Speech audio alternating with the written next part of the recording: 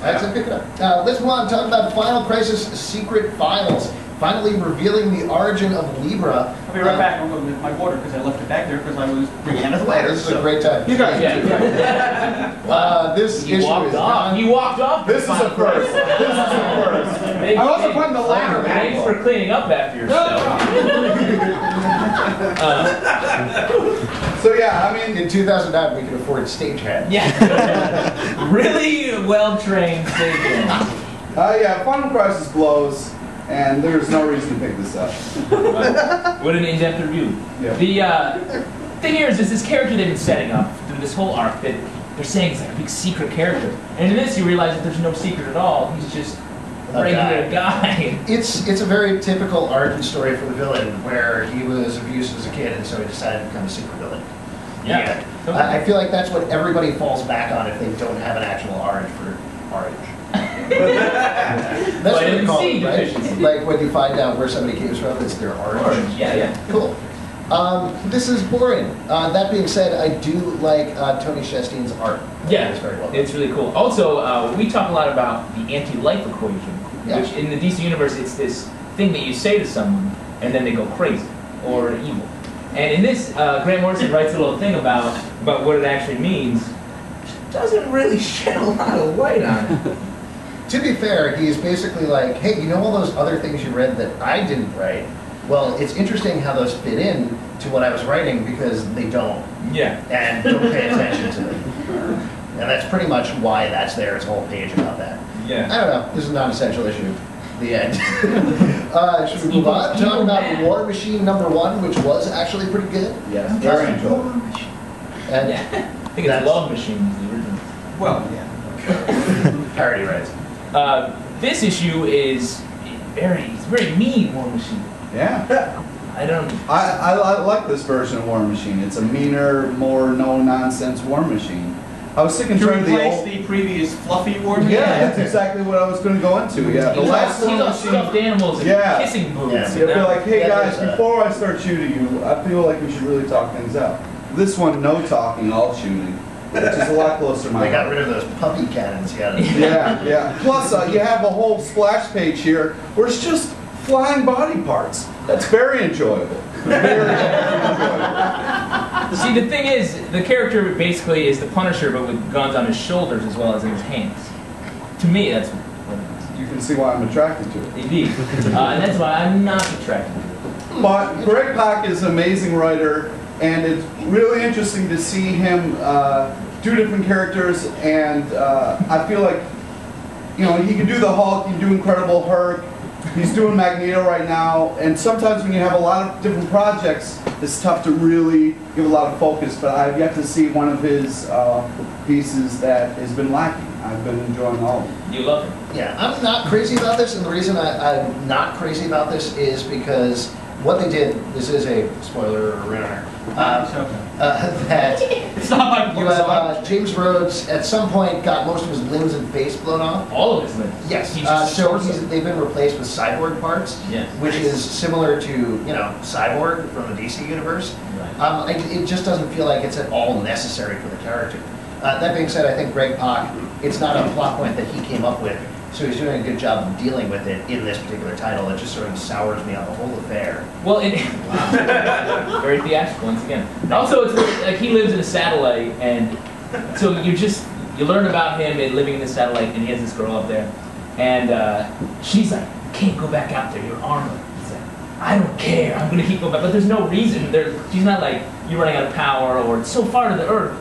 It's just like, "Don't do it, you can't." He's like, "I have to." Then he runs out of space shooting guns. I think, correct me if I'm wrong with this, I think Deathlock predates Cyborg. Right. And the $6 Million Man predates Deathlock. Right. So saying, well, he's like Cyborg, I mean, that doesn't really, mean much of anything. It's a cybernetic character. Slam. All right. See? Yeah, I'm making a simple historical note, it becomes slam! Yeah. I'm a sensation. Peter David says War Machine is a ripoff. All right, let's move on and talk about Justice Society of America at number 22, bringing to a close the 45-part Kingdom Come storyline. Kingdom came. Yeah, nice. Was it good for you? It was pretty good. I'm exaggerating with the 45 parts, but it certainly felt like that. Do you think this brought it to a satisfying conclusion? Yeah, in fact, well, they ripped the bad guy's head off and put it in space. So that was like, Well, okay. on the You don't have a God problem with people doing stuff in space. No, if you're on Earth, stay on Earth. If you're in space, please stay in space. That's where you are. Please stay in space, kids. No, I really liked how they kind of told the future story after Kingdom Come of Earth 22 or whatever. I really had a problem with this arc for a while. I felt like it was really muddy, really weird, and I wasn't into it. But I was very happy with the way they ended it. So, Why were you happy with it? Well, I just felt like it cleaned it up nicely. Before it was Because it's over. Yeah, it is over. But I just wasn't happy with any of it to begin with. But then this last issue did a better job of storytelling, a better job of saying this is the reason we made this character like this. And like before, it was just like this huge god saving people, but standing behind this river of dead people, nobody noticed. And it was just like all these different things during the previous issues that were like, this doesn't make any sense. I'm really not into this. This one I felt like was a solid issue from start to finish. Always look at the river Yeah, there you go. when you meet God. All right, let's move on and talk about Ultimate Hulk Annual #1. I gotta go out on a limb here and say this is the least essential issue of the year. And it's early in 2009 to be saying that. Dude, it's a weekend. Yeah, well, I'll talk to you at the end of the year and see if I'm wrong. Wow. I will remember. Cool. Well, let's move back here. That's a threat. That's a threat.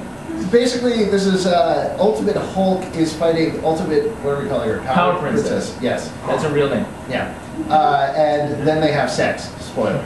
Well, it was bound to happen because First- the Hulk doesn't have any pants on for most of the issue. That's a major plot point. Here's how it worked.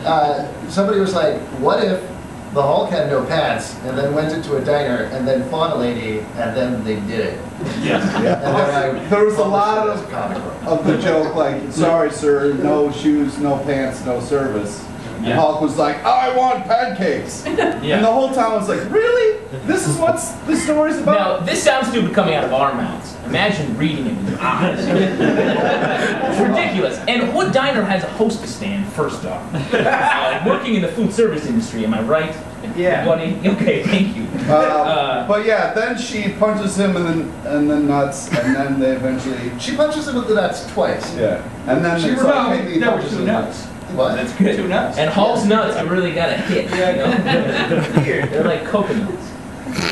this has gotten really bad. And then, at the Gee, beginning, it's hard to think that I have problems with people discussing the details of stories ahead of time. yeah. What This would isn't they ahead of time. spoil The book's about already, this? yeah, the book's already out, so it's not ahead of time. Well, This is just, it doesn't matter. It's following up on a plot point that nobody really cared about, which was Zarda from Squadron Supreme ending up in the Ultimate Universe, which was boring to begin with. Ultimate Hulk, it doesn't even seem like the same character at all as the rest of the Ultimate Universe. It feels like it's happening in no time and no place. So I don't understand what the point of the story is. The anatomical questions also are daunting. Daunting for this. Daunting, huh? Yeah. Okay. Would you say pick it up? If you go all the way through all of the comics of 2009 and get your way to the bottom, then please pick it up. Yeah, we're going to be meeting back here.